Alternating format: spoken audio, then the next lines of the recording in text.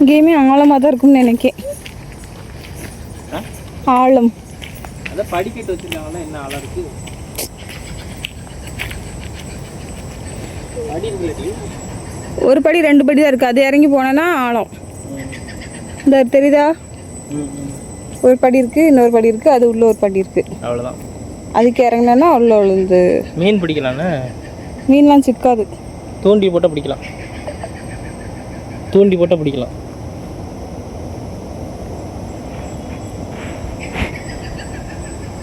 மீன் சிக்காதுன்னு சொல்கிற கிறுக்கு மாதிரி. தூண்டி போட்டு பிடிக்க போறியா?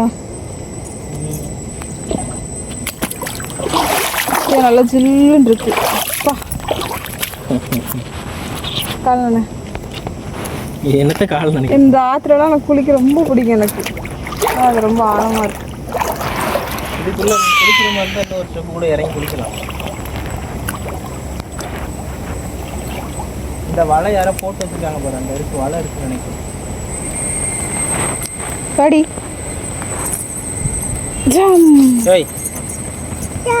இறக்கி விடுதுல, அது கீழே இறக்கி விட்டுறாத. பேண்ட் நனைஞ்சிரும்ல, நனையிட்ட காஞ்சிரும்.